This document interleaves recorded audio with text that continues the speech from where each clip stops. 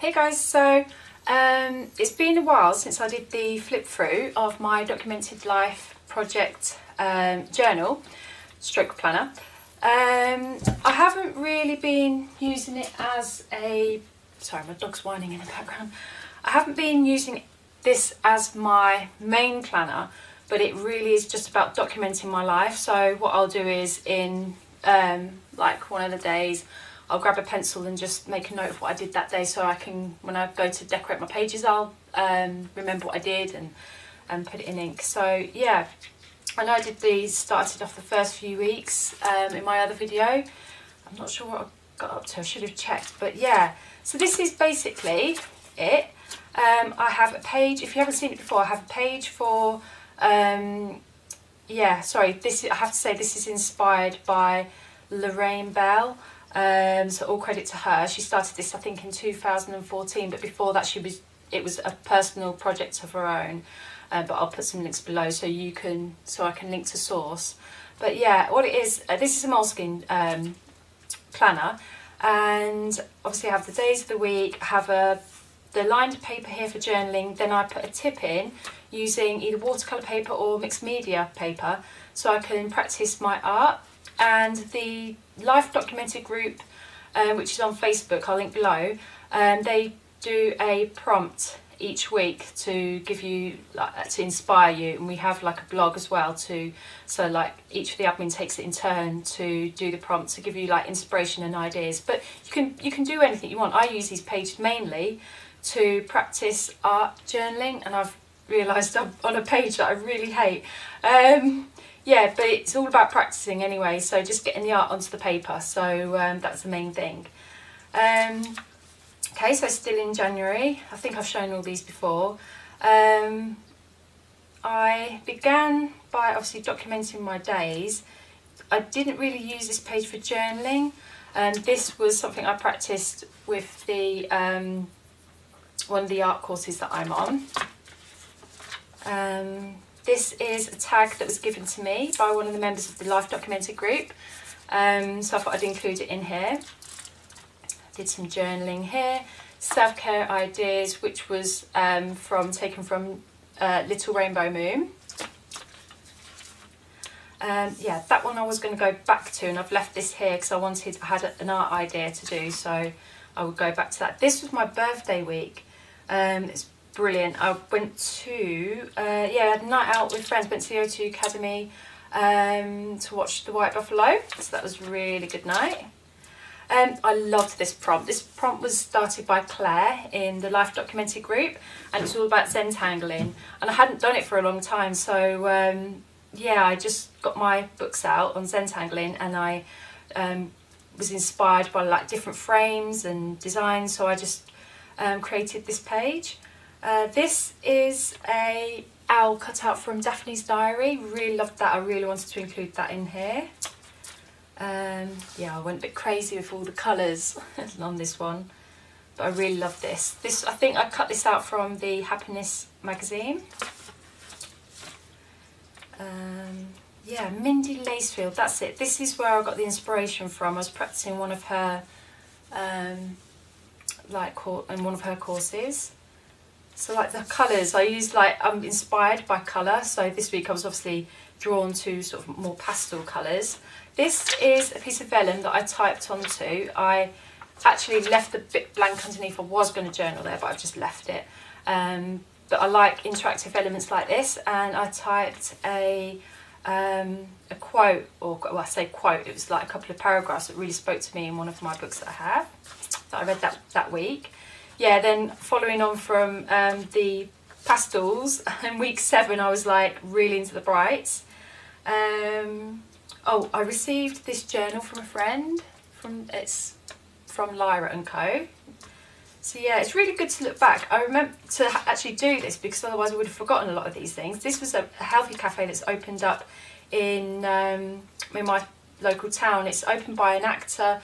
I don't know if anyone would know Hollyoaks, people in the UK will, but yeah, he opened up a health cafe where I live, which is really handy for when I go to the gym, so I can pop there and I know I can get something healthy like a smoothie or something. So yeah, this is one of the art prompts that I did. I can't remember what the prompt actually was, but yeah, I used hearts, and I added some stitching to that. This was Wendy Brightbill, one of her courses that I've taken. I just practiced on here, and it's really difficult to when doing something like this on this small scale. It's easier when it's like on a large scale, so I really challenged myself to create something on this size. Yeah, I was really pleased with how that turned out. I really love how the colours have come out on that one. Oh, this is brilliant. Okay, so which week was it? I asked Anna when I went to the the Pamper and Planner meetup. Anna, Mrs. Brimbles, you'll know her from YouTube. I asked her if she would do some artwork, and I owe her big time because I was supposed to create in her journal as well. But like nerves got the better of me. So yeah, I owe you, Anna. This is Anna's artwork. She drew a unicorn and used, I think it's the Posca pens that she used, I think, and some watercolours. So yeah, that's that. Another quote that really stood out to me that week. Oh yeah, and this week was my turn to do a prompt, and this was the week that I went to Pamper and Plan. And I'm so happy with how this turned out. It was the month theme is bloom. So the prompt I did was to create secret garden. Like if you say secret garden, what does that conjure up? So I had a variety of patterns, colours, and different mediums, textures. So I decided to do like a collage, and I've included, that's vintage wallpaper, if you can see that one there. So I cut out some vintage wallpaper, foils, paint, oh that's, I think that's watercolour there. That's a Sharpie pen. I just cut out random, so I included some floral washi there as well. So I just cut out random bits and pieces and stuck them down, and I just love it. Just really, it came out better than I hoped for, and it really captured what I was trying to get across. So yeah, I was really pleased with that. Oh, and this was to document the Pamper and Plan, and I love how this turned out. I added these interactive elements as well.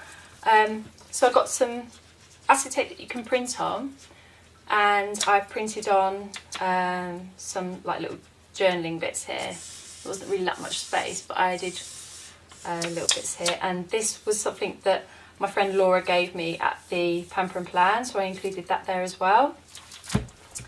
It's my daughter's 14th birthday that week, so we went out to Frankie and Benny's. This week, something I really wanted to show you.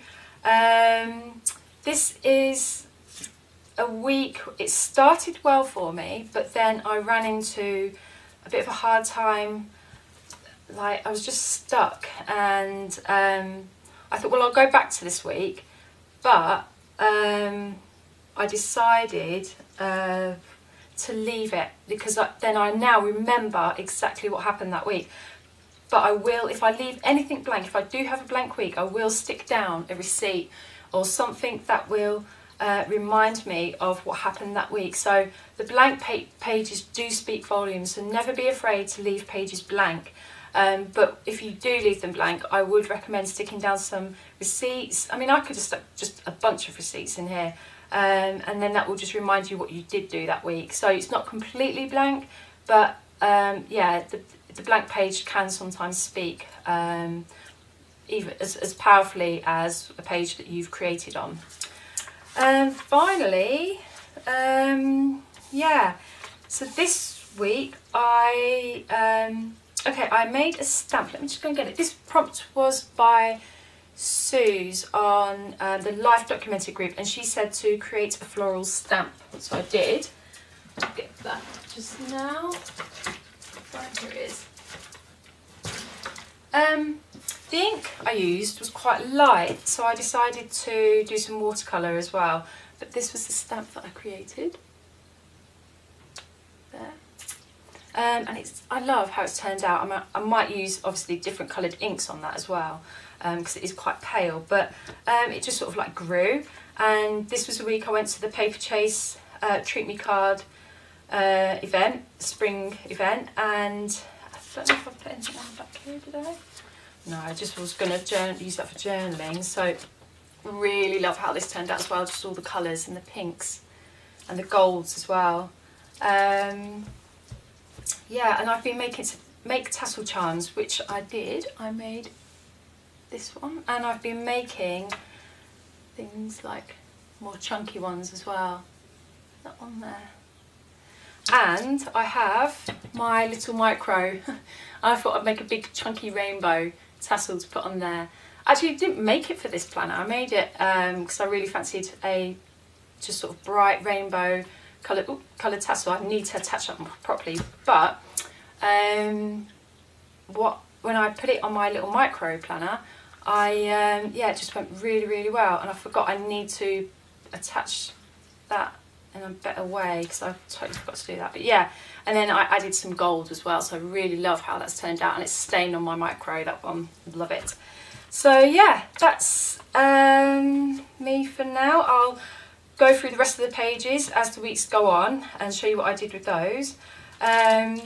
Again, you can use any planner at all. This is just the one, this was like from the original idea, and I really wanted to start it up again and see it through. And as you can see, it is getting nice and chunky there. Really colourful. I love that contrast. And I'm hoping to stick with this throughout the whole year and be really good.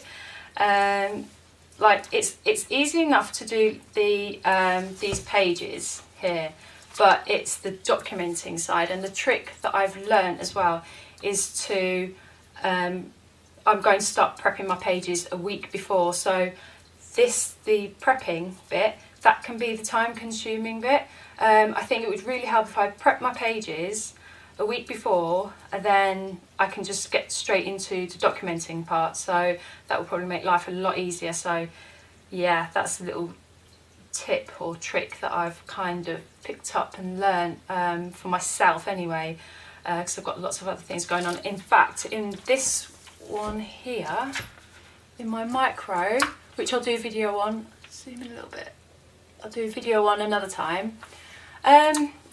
This is for Ray Missigman's, is that how you pronounce your name? Ray Missigman, I think that's how you pronounce her surname.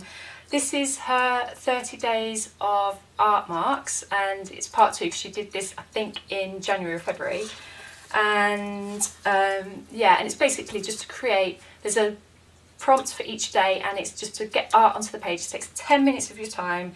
This one is like a collage that I've done, and the pages, I've made a tiny mini like junk journal to do the prompts in, and I've added so many different kinds of pages. I've added, oh, it's stuck on there, yeah, tags with